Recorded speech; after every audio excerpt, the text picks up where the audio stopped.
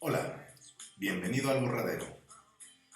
Una de las inconformidades más comunes que existen entre los estudiantes de los cursos de matemáticas está en la poca aplicación, poca entre comillas, que encuentran en los aprendizajes.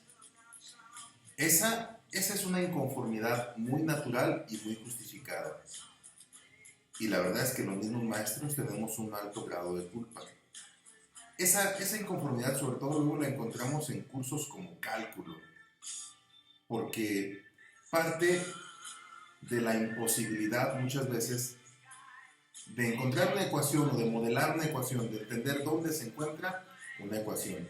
Por eso, son comunes preguntas como ¿dónde en la vida real me encuentro yo una ecuación parabólica? Sí, una ecuación parabólica que luego le puedo calcular máximos, que le puedo calcular mínimos, pero ¿dónde está? ¿Dónde la veo? Muy bien, el análisis de regresión nos va a permitir convertir los datos que observamos de un fenómeno, convertirlos en una ecuación y entonces sí, vamos a poder aplicar todo lo que hemos visto en cursos de álgebra y de cálculo. Empezamos.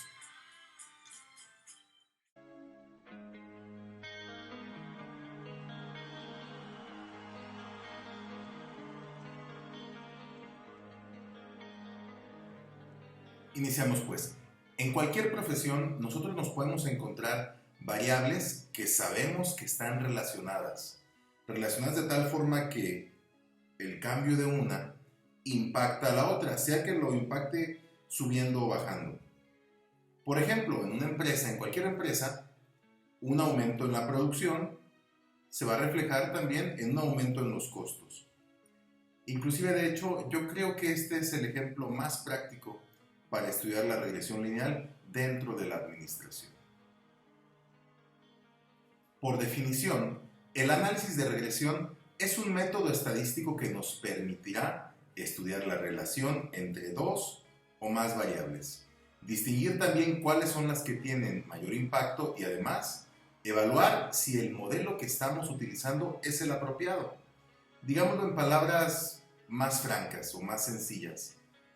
Nosotros observamos los datos de dos o más variables de un fenómeno y esa relación la vamos a convertir en una ecuación. Una ecuación que después evaluaremos a través de un coeficiente si es la apropiada. Pero bueno, en cuanto ya tenemos una ecuación, entonces sí, agárrense mis chavos. Porque todo lo que ya hemos formulado en una ecuación, le podemos calcular intersecciones, pendientes, puntos de inflexión o inclusive integrales. Y esto en ese momento se va a poner sabroso. Muy bien, antes de entrar de lleno al tema, vamos a recordar dos conceptos que desde secundaria ustedes vienen manejando y que además yo sé que los manejan muy bien, que son los tipos comunes de variables, la variable dependiente y la variable independiente. El nombre lo indica, la variable dependiente depende de la otra para ser calculada. Para nuestro caso, para nuestro factor de estudio, la variable independiente es el factor que tú crees que puede impactar a la variable dependiente. Y por lo general está colocado en el eje horizontal, que es el eje X. Y la variable dependiente es el factor más relevante o importante, el cual estamos tratando de entender o de predecir. Usualmente pues se encuentra graficado en el eje vertical, que es el eje Y de gráficas. Las gráficas nos permiten analizar de manera visual muchas cosas que en simples números no alcanzamos a percibir. Vamos a analizar como ejemplo estas dos variables. Vamos a suponer que son los datos de una empresa cuyos costos están en el eje vertical y cuya cantidad de producción está en el eje horizontal. Es decir, obviamente a una mayor producción obtendremos una cantidad mayor de gastos, de costos. Y eso tiene sentido. Además de que son dos variables que están relacionadas. A mayor producción necesito más materiales y por tanto mis costos son mayores. Muchas veces nos cuesta hacer la diferenciación sobre todo en la cuestión contable de los costos fijos y de los costos variables. Este es un ejemplo que vamos a ver más adelante, en el cual haremos esa distinción a través de una regresión lineal simple. Por lo pronto, lo que sí alcanzamos a percibir a simple vista es que si yo grafico esos puntos, se forma una línea recta prácticamente. Y a mí me sirve conocer la ecuación de esa línea recta por muchas cosas, por su intersección y por su pendiente sobre todo. El resultado entonces de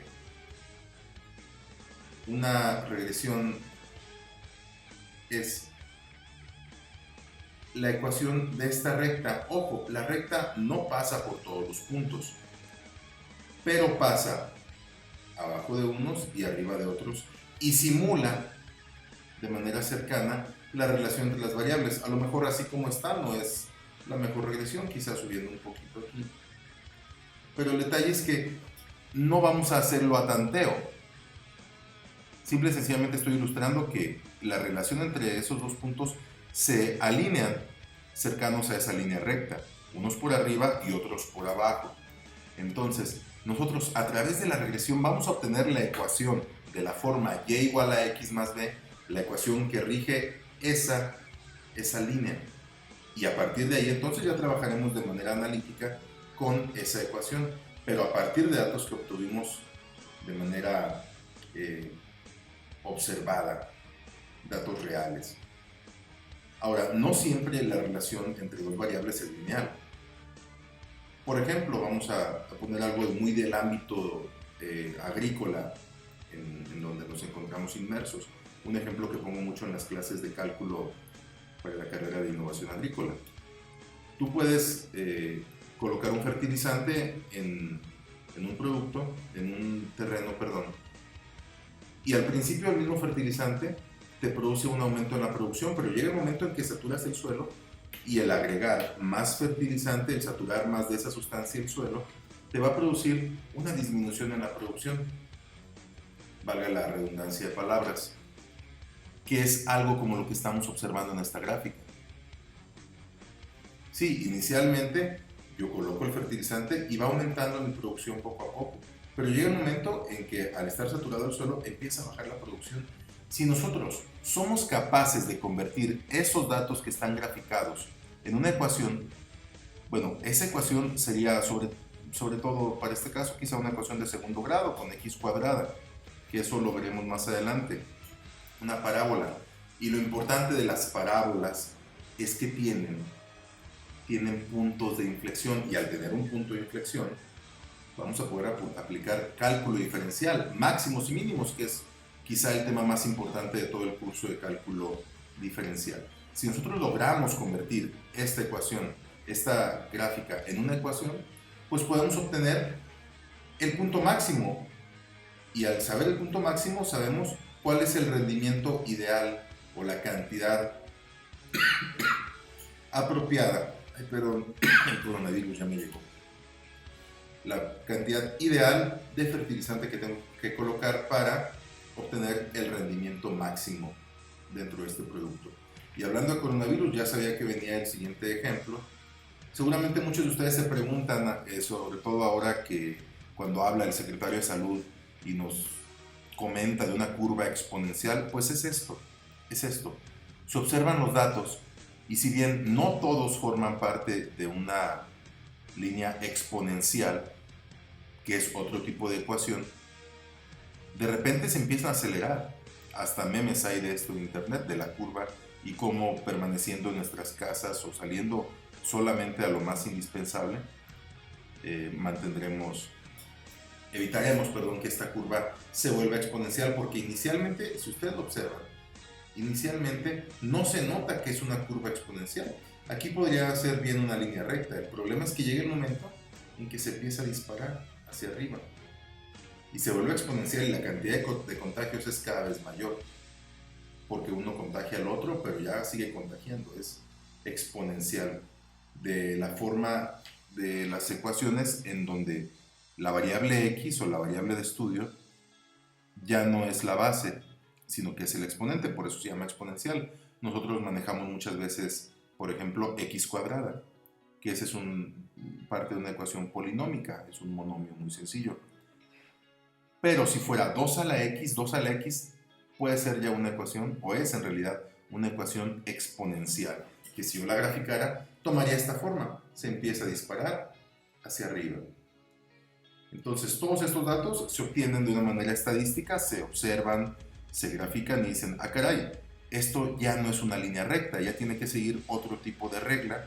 Y en el caso de los contagios, está demostrado en los casos pandémicos de la humanidad, se vuelven exponenciales porque uno contagia al otro y sigue contagiando y cada vez se contagia más. Es un maldito contagiadero. Por lo pronto, el objetivo de este video es abrir el panorama acerca de la regresión. Bueno, finalmente vamos a destacar que existen diversos tipos de regresión, como ya vimos en las gráficas. La regresión podrá arrojarnos una línea recta, una línea curva polinómica, una exponencial, veremos que hay algunas logarítmicas. Entonces, entenderemos que existen diferentes tipos de regresión. La más simple y común es la regresión lineal, valga la repetición de palabras, simple. Regresión lineal simple, en donde la gráfica forma una línea recta, tal y como en el primer ejemplo. Hay ocasiones que una variable está determinada por no solo una, sino otras dos variables independientes, o 3 o 4 variables independientes. Esa la conoceremos como regresión lineal múltiple. Y finalmente, aunque no es contenido propio de la materia estadística 2, vamos a ver y a analizar regresiones no lineales, como la polinómica, como la exponencial, ejemplos 2 y 3 que vimos en la sección anterior, y lo haremos no analizando el procedimiento, no analizando los pasos teóricos, sino únicamente a través del uso de un software. El día de hoy entonces aquí analizamos los tipos de variables, analizamos la definición de la regresión, su utilidad, la utilidad de la misma regresión y los tipos de regresión. Si tú en este momento ya te sientes seguro de estos aprendizajes, estás listo para el siguiente video. Por lo pronto, muchas gracias. Recuerden escribir sus dudas, mandarlas al grupo de WhatsApp o a través de esta plataforma. Y saben que, muchachos, hoy más que nunca, no sean monótonos.